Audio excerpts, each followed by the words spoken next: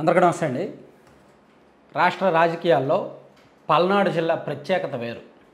మనందరం కూడా రాయలసీమ జిల్లాలో లేకపోతే అనంతపురము, తాడిపత్రి, ఈ రాప్తాడు ఇటువంటి నియోజకవర్గాలు మాత్రమే ఫ్యాక్షను అనుకుంటాం. కానీ పల్నాడు జిల్లాలో ఉన్నంత రాజకీయ కక్షలు రాష్ట్రంలో ఇంకెక్కడ ఉండవు. బహుశా రాష్ట్రంలోనే కాదు, దేశంలోనే చాలా అరుదుగా ఉంటాయి. ఇక్కడ ఎలా ఉంటుందంటే సామాజిక వర్గాల కక్షలు ఉండవు, కులాల మధ్య కక్షలు ఉండవు. ఒకే కులం వాళ్ళు కూడా పార్టీల వారీగా విడిపోతారు రాజకీయాలు వచ్చినప్పటికీ. ఒకే కులాలు ప్లస్ బాగారులు, వాళ్ళు బంధువులు అవుతారు, దూర బంధువులు అవుతారు. వాళ్ళు ఒక పార్టీలో ఉంటారు, వీళ్ళు ఒక పార్టీలో ఉంటారు. వాళ్ళ మధ్య ఉన్న అగాధం రాజకీయ గొడవలకు దారితీస్తుంది. అటువంటి సంఘటనలు కూడా ఉన్నాయి. మాచర్ల నియోజకవర్గంలో ఈ చంద్రయ్య లేదంటే జల్లయ్య ఇటువంటి ఘటనలు జరగడానికి వాళ్ళ దగ్గర వాళ్ళే కారణం. సరే, ఈ పల్నాడు ప్రాంతంలో ఎక్కువగా అలాగే ఉంటాయన్నమాట. సో నిన్న జరిగిన ఎన్నికల నేపథ్యంలో, నిన్న ఎన్నికల్లో పల్నాడు ప్రాంతంలో జరిగిన గొడవల్లో ఒక కొత్త సంకేతం రాష్ట్ర రాజకీయాలకు విస్తరించింది. అది తెలుగుదేశం పార్టీ తెగింపు. అధికార పార్టీ గత 5 సంవత్సరాలుగా కూడా పల్నాడు ప్రాంతంలో తెలుగుదేశం పార్టీ శ్రేణులు ఒక రకంగా మొదటి 2 ఏళ్ళు 2020-2021 సంవత్సరంలో కుక్కిన పేనుల్లా ఉన్నారు.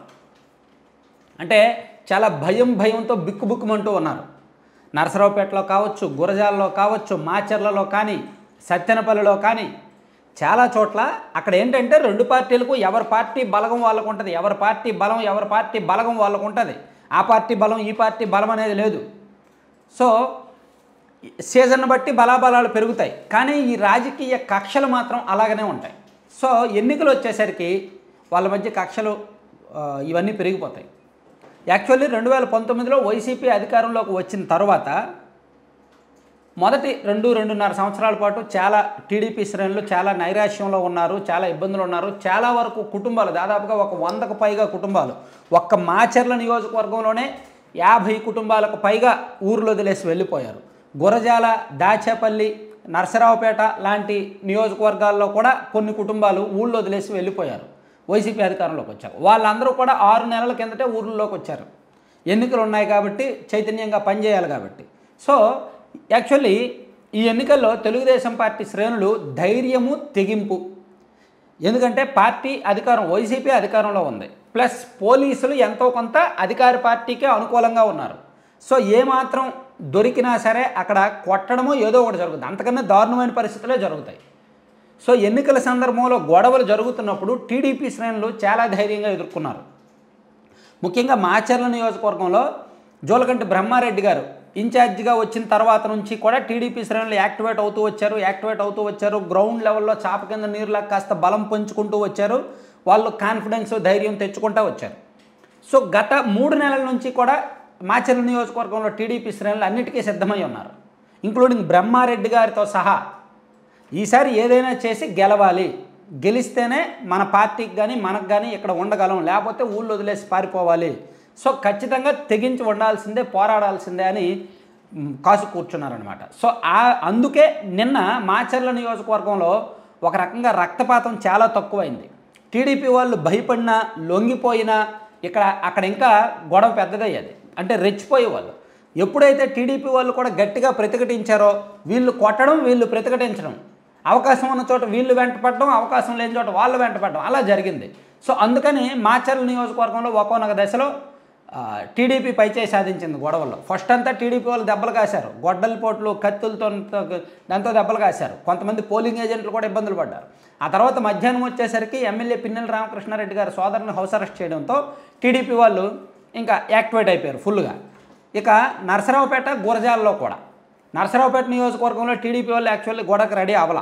అక్కడ ఏంటి, లావు శ్రీకృష్ణదేవరాయలు గారు వెళ్ళారు, పోలింగ్ కేంద్రాలకు వెళ్ళారు. అక్కడ వైసీపీ వాళ్ళు అక్కడ మాట పెరిగి శ్రీకృష్ణదేవరాయలు గారి వెహికల్ని ధ్వంసం చేసి ఆయన కాన్వాయ్ మీద దాడి చేశారు. అదే టీడీపీ వాళ్ళు చూసి సేమ్ ఎమ్మెల్యే గారు, నరసరావుపేట ఎమ్మెల్యే గోపిరెడ్డి శ్రీనివాసరెడ్డి గారు అక్కడ కాన్వాయ్తో తిరుగుతుండటంతో ఆయన కాన్వాయ్ మీద అటాక్ చేసి ఆయన వెహికల్ మీద దాడి చేశారు. దాంతో వైసీపీ వాళ్ళు మళ్ళీ సాయంత్రం టీడీపీ అభ్యర్థి అరవింద్ బాబు గారి వెహికల్ మీద దాడి చేశారు.